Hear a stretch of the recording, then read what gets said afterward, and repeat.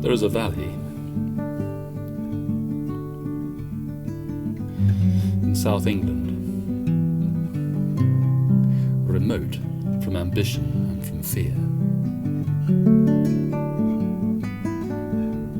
where the passage of strangers is rare and unperceived,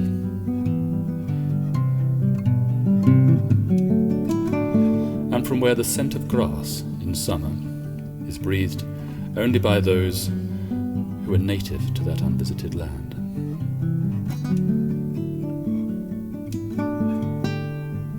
The roads to the Channel, that's the English Channel, do not traverse it, but choose upon either side easier passes over the range. And one track alone leads up through it to the hills. And this is changeable. Now green, where men have few occasion to go, and now a good road where it nears the homesteads and the barns. And the woods grow steep above the slopes, and sometimes reach the very summit of the heights, or where they cannot attain to, fill in and clothe the combes.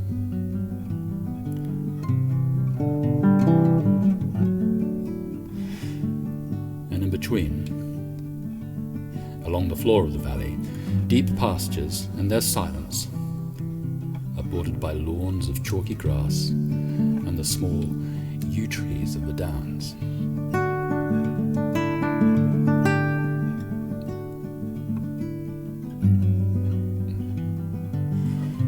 And the clouds that visit its sky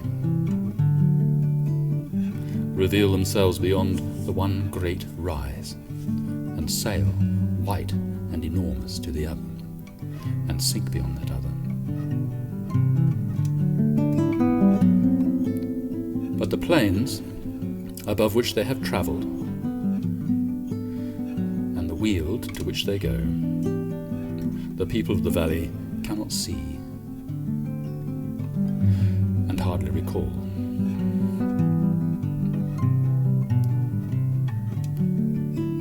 And the wind, when it reaches such fields, is no longer a gale from the salt, but is fruitful and soft, an inland breeze.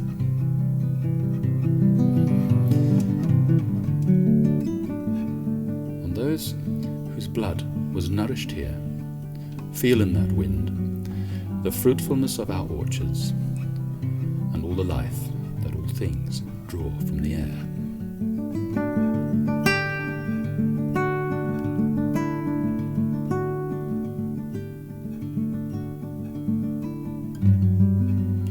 And in this place, when I was a boy, I pushed through a fringe of beeches that made a complete screen between me and the world.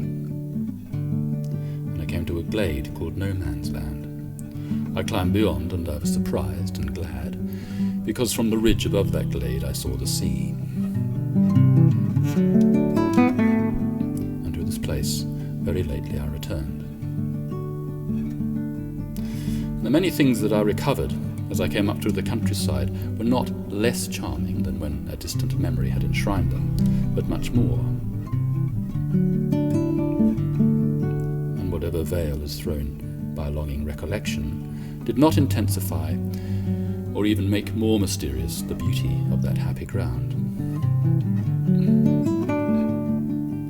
Not even in my very dreams of morning had I, in exile, seen it more beloved or more rare. And much that I had forgotten now returned to me as I approached. A group of elms, the little turn of the parson's wall, a small paddock beyond the graveyard close, cherished by one man and guarded by a low wall of very old stone all around.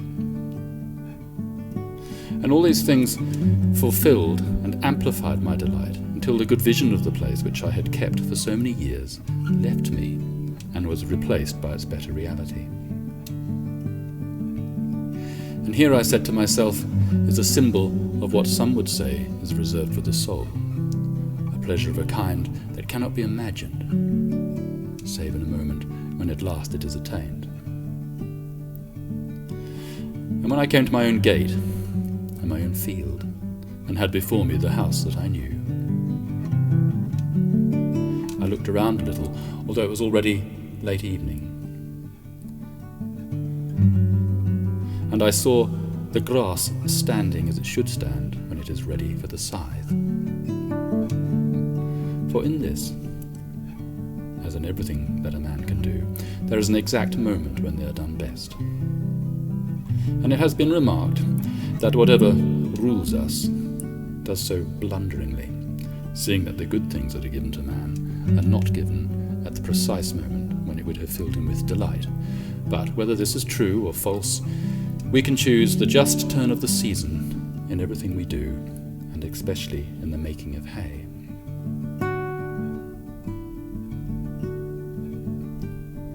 Many think that grass is best cut when it is thickest, and so they delay it until it is rank and in flower and already heavily pulled to ground. And another false reason for delay is wet weather. For few understand that we always have rain in South England between the sickle and the scythe, or say just after the weeks of east wind are over. First we have a week of sudden warmth, as though the south has come to see us all. The weeks of east and southeast wind, and then we have more or less of that rain of which I spoke.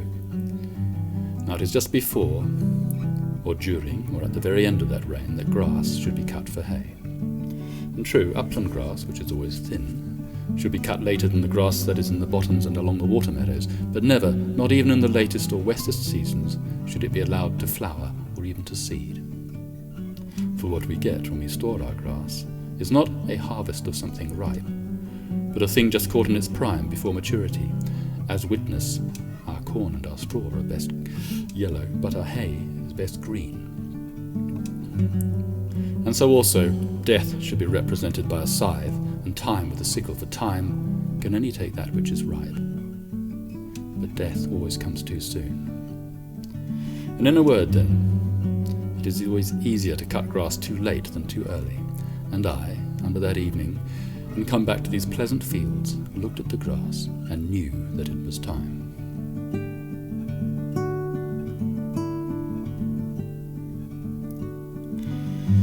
And June was in full advance. It was the beginning of that season when the night has already lost her foothold on the earth, and hovers over it, never quite descending, but mixing the sunset with the dawn.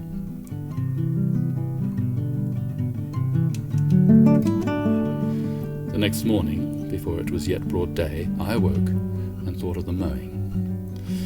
And the birds were already chattering in the trees beside my window, all except the nightingale, who had left, and flown away to the weald, where he sings all summer, by day as well as by night, in the oaks and in the hazel spinneys, and especially along the little river Ada, one of the little rivers of the weald. All the birds and the thought of mowing had awakened me, and I went down the stairs and along the stone floors to where I could find the scythe.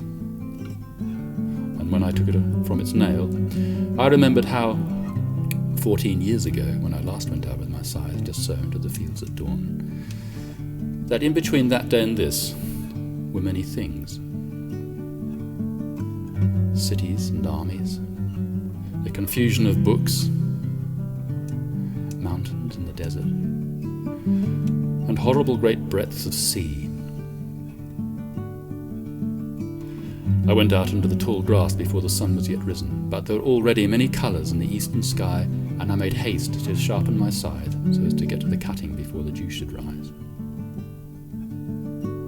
Now many think that it is better to wait till the dew has risen so as to get the grass quite dry from the very first.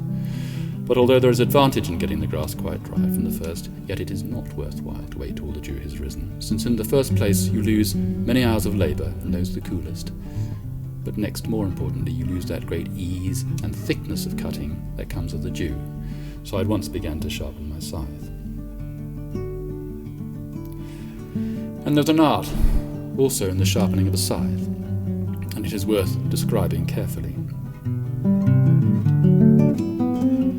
First, your blade must be quite dry, which is why you will see men wiping it with grass before they wet it. And so also your stone must be quite dry, and on this account it is a good thing to lay it on your coat, and keep it there for all your days mowing. The scythe you stand upright with the blade pointing away from you, and putting your left hand firmly on the back of the blade, grasping it, you pass the stone first down one side of the blade edge and then the other, beginning at the handle and going on to the point and working quickly and hard. And when you do this at first, you may perhaps cut your hand, but only at first will such an accident happen to you. And to tell when your blade is sharp enough, this is the rule.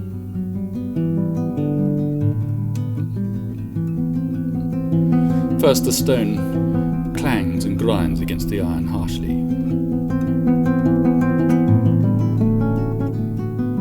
And then it rings musically to one note.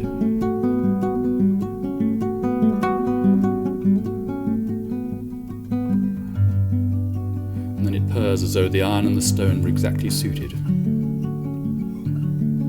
And when you hear this, you know that your blade is sharp enough. And when I heard it that June dawn, with everything quite silent except the birds, I let down my scythe and bent myself to mow.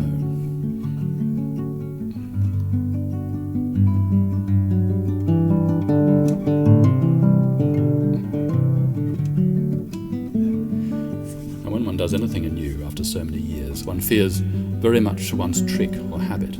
But all things, once learned, are easily recoverable, and I very soon recovered the swing and the power of the mower.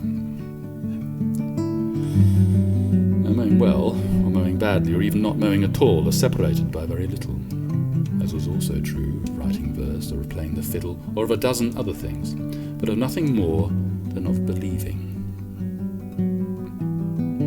For the bad, or the young, or untaught mower, without tradition, for the mower Promethean, for the mower original, and with contempt for the past, he does all these things.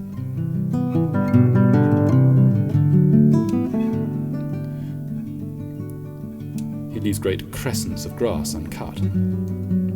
He digs the point of the blade hard into the ground with a jerk. He loosens the handles, even the fastening of the blade. He twists the blade and he blunts the blade, he chips it and dulls it, or even breaks it clean off at the tip. And if anyone is standing by, he cuts him the ankle. And he swings up wildly into the air with nothing to resist his stroke. And he drags up earth with the grass, which is like making the meadow bleed. But the good mower, who does things as they should be done, and have been done for 100,000 years, falls into none of these fooleries.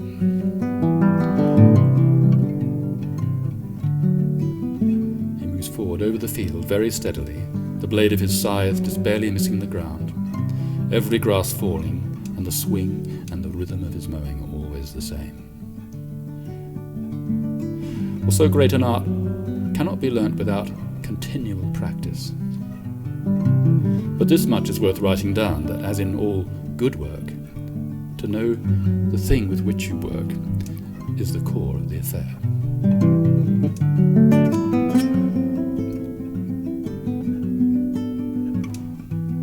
Good verse is written on good paper with an easy pen, not a lump of coal on a whitewashed wall. The pen thinks for you, and so does the scythe mow for you if you treat it honourably and in a manner which makes it recognise its service. And the manner is this. You must regard the scythe as a pendulum that swings and not as a knife that cuts.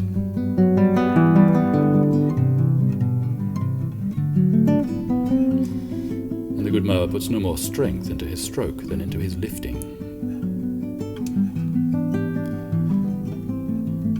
And then again stand tall into your work. The bad mower, eager and full of pain, leans forward and tries to force the blade through the grass. But the good mower, serene and able, stands nearly as tall as the shape of the scythe will let him, and follows up every stroke closely, moving his left foot forward. And then again, get your stroke well away. Mowing is a thing of ample gestures, like drawing a cartoon. And then also be in a mechanical and repetitive mood and be thinking of anything at all but your mowing, and be anxious only when there seems some interruption to the monotony of the sound.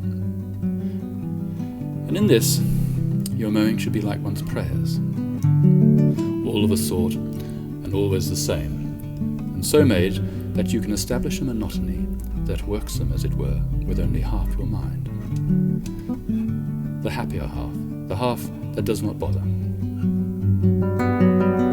Well, in this way, when I had recovered the art after so many years, I moved forward over the field, cutting lane after lane through the grass, and bringing out its most secret essences with the sweep of the scythe until the air was full of odours.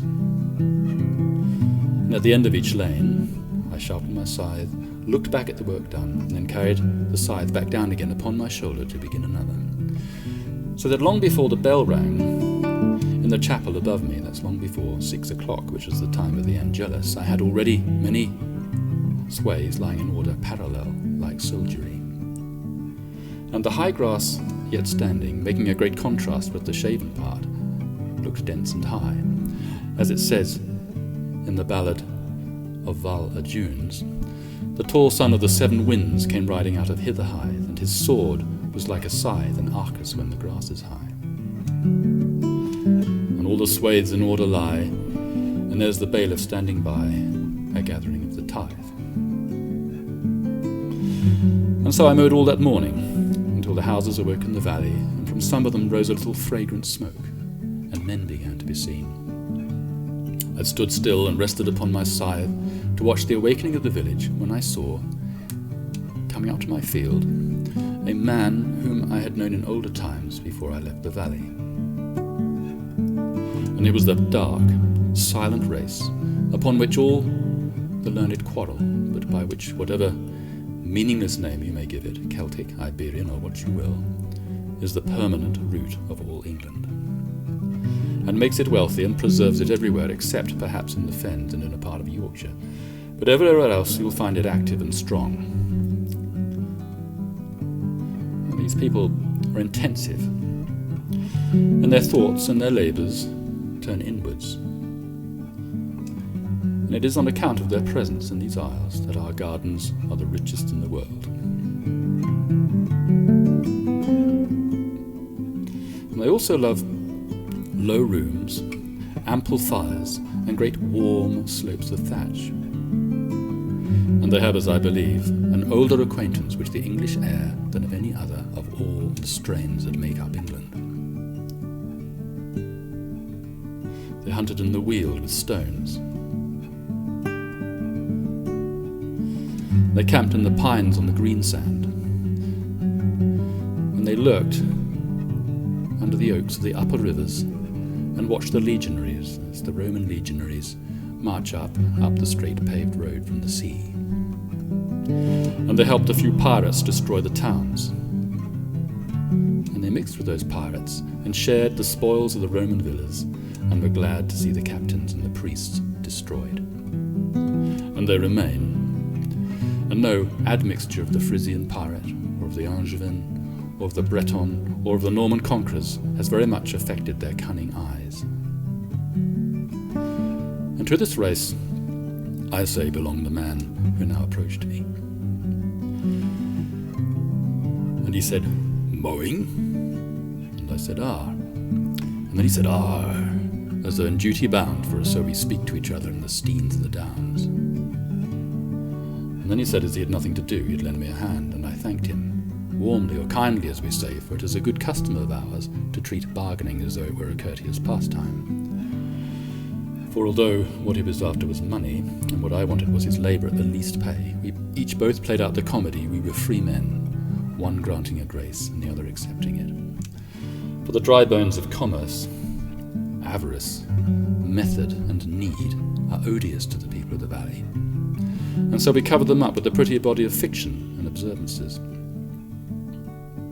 And thus when it comes to buying pigs, the buyer will not begin by decrying the pig and the vendor praising it, as is the custom with lesser men, but tradition makes them do business in this fashion. First, the buyer will go up to the seller when he is in his own steading, and looking admiringly at the pig, will say that it may or may not rain, or that it will have snow or hail or whatever according to the time of year. And the seller, looking critically at his pig, will agree the weather is as his friend maintains. And then the buyer will say, "That's a fine-looking pig there, mister," giving the seller's name. "Ah, a fine-looking pig," says the seller. And there's no haste at all, and a great leisure marks the dignity of their exchange.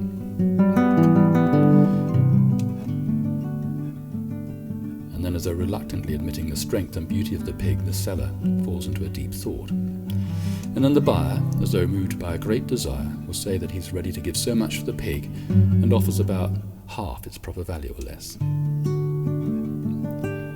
Then, after some moments of silence, the seller, slowly shaking his head, will say, "Well, I wasn't thinking of selling the pig anyways." But then he'll add that only just last week a party had offered him so much for the pig, and names about double its proper value or more. And thus all ritual is duly accomplished, and the solemn act is entered upon with reverence and in a spirit of truth.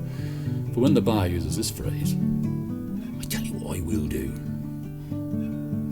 and offers within half a crown of the value of the pig, the seller says he can refuse him nothing and offers half a crown above it. Well, the difference is split, the pig is sold, and within the quiet soul of each runs the peace of something accomplished. And thus do we buy pigs, or land, or labour, or malt, or lime, always with elaboration and set form.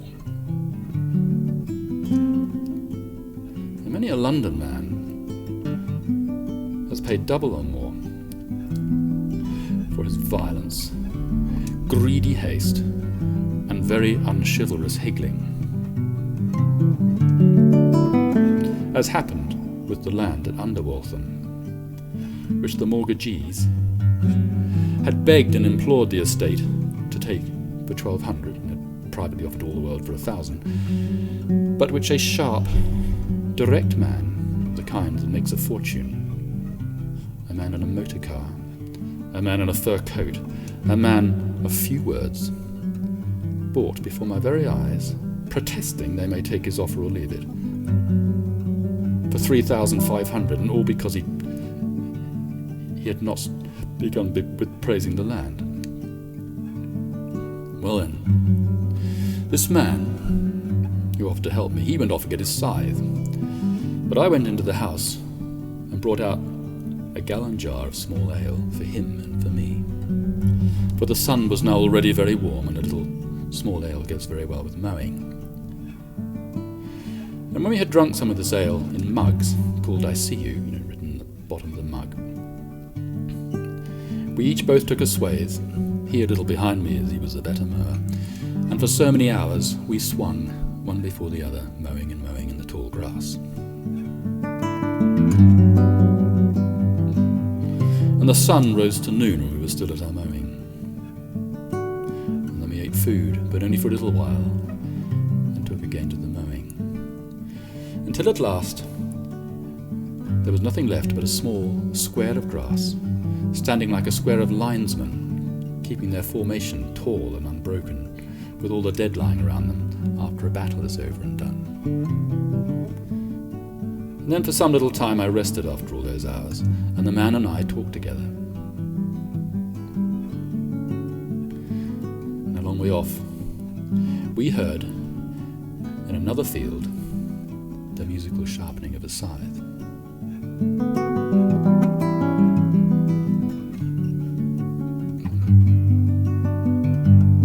And the sunlight slanted powdered and mellow across the breadth of the valley, for the day was nearing its end. I went to fetch rakes from the steading, and when I had come back, the last of the grass had fallen, and all the field lay flat and smooth with the very green short grass in lanes between the dead and the yellow swathes. And these swathes we raked into haycocks so as to keep them from the dew against our return at daybreak. And we made the haycocks as tall and as steep as we could, for in that shape they best keep out the dew, and it is also easier to spread them after the sun has risen. And then we raked up every straggling blade, so the whole field was a clean floor for the teddying and the carrying of hay next morning.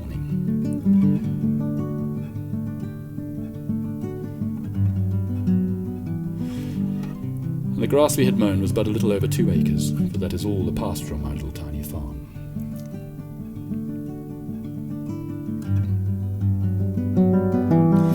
And when we had done all this, there fell upon us the beneficent and deliberate evening. And as we sat for some little time near the rakes, we saw the valley more solemn and dim all around us, and all the trees and hedgerows quite still and held in a complete silence.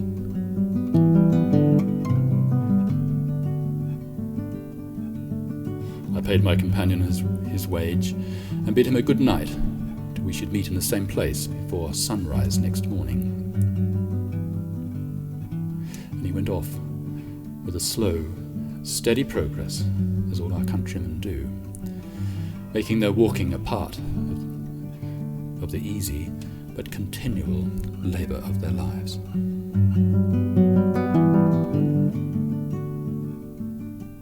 But I sat on, watching the light creep around towards the north and change, and the waning moon coming up as if by stealth behind the woods of no man's land.